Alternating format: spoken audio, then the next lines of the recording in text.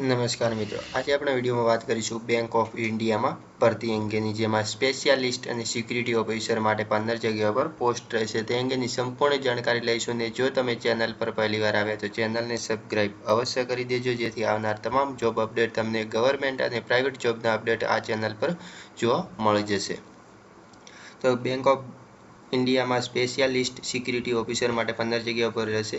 તેની official website bankofIndia.co.in પર જઈને તમે વધારે માહિતી પણ મેળવી શકો છો. જેમાં છેલ્લી તારીખ અરજી કરવા માટે 3 એપ્રિલ 2024 સુધી અરજી કરી શકો છો. શૈક્ષણિક લાયકાતમાં વાત કરીએ તો તેમાં ગ્રેજ્યુએશન એટલે કે સ્નાતક હોવો ફરજિયાત છે અને 5 વર્ષ સેનામાં, આર્મી, નૌસેના અથવા તો એરફોર્સ અધિકારી તરીકે સેવા આપેલ હોવો જોઈએ અને અથવા પોલીસ વિભાગ નાયબ અધિક્ષક નીચેની નહીં પણ તેના પદ પર રહી ચૂક્યા હોવા જોઈએ અથવા તો અર્ધ સૈનિક દળમાં કમાન્ડના સમકક્ષ પદ પર રહી ચૂક્યા હોવા જોઈએ અને કોમ્પ્યુટર અથવા તો ઇન્ફોર્મેશન ઓછામાં ઓછો 3 માસનો ડિપ્લોમા અભ્યાસ કરેલો હોવો ફરજિયાત છે. જગ્યામાં વાત કરીએ તો તેમાં 15 જગ્યાઓ પર પોસ્ટ હશે, જેમાં અનુસૂચિત જાતિ માટે 2 જગ્યાઓ, અનુસૂચિત જનજાતિ માટે 1 જગ્યાઓ અને સામાજિક અને શૈક્ષણિક પછાત વર્ગ માટે 4 જગ્યાઓ અને ઈડબ્લ્યુએસ માટે 1 જગ્યા અને અનામત જગ્યા પણ રાખવામાં આવી છે. અને જ્યારે જનરલ સર્ગ ઉમેદવારો માટે 7 જગ્યાઓ, એમ ટોટલ મળીને 15 જગ્યાઓ પર ભરતી થશે. વય મર્યાદામાં વાત કરીએ તો તેમાં ઓછામાં ઓછી 25 અને વધુમાં વધુ 35 વર્ષ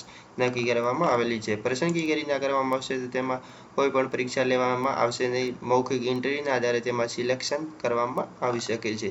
અરજીમાં વાત કરીએ તો અરજી ફી તમારી ઉમેદવારો 850 રૂપિયા રાખવામાં આવેલા છે અને અનુસૂચિત અને જનજાતિના ઉમેદવારો માટે અરજી ફી રૂપિયા 175 રાખવામાં આવી છે, જે ઓનલાઈન પદ્ધતિ ભરવાની રહેશે. અરજી કઈ રીતના કરી શકો છો તો તમારે અરજી કરવા માટે સૌપ્રથમ તેની ઓફિશિયલ વેબસાઇટ પર જઈને બેંક ઓફ ઇન્ડિયાની ઓફિશિયલ વેબસાઇટ પર જઈને તમારે રજિસ્ટ્રેશન કરી દેવાનું રહેશે. એના પછી તમારે લોગિન કર્યા બાદ તમારું ફોર્મને ઓનલાઈન કાળજીપૂર્વક ભરવાનું રહેશે. એમાં તમારા દસ્તાવેજો અને ફોટોગ્રાફ સાથે તમારી સિગ્નેચર પણ અપલોડ કરીને તમે તમારું ફોર્મ અપડેટ કરી શકો છો અને છેલ્લે તમારે અરજી ફી ચૂકવીને ફીનું ચલણ પણ તમારે પ્રિન્ટ આઉટ લઈ લેવાનું રહેશે. તો બસ મિત્રો, આ વિડીયોમાં આટલું જ. જો તમને વિડીયો પસંદ આવે તો લાઇક, શેર અને તમામ વિદ્યાર્થી મિત્રો સાથે વિડીયોને શેર કરી દીજો, જેથી તમામ વિદ્યાર્થી મિત્રો ફોર્મ ભરવાનું રહી ના જાય.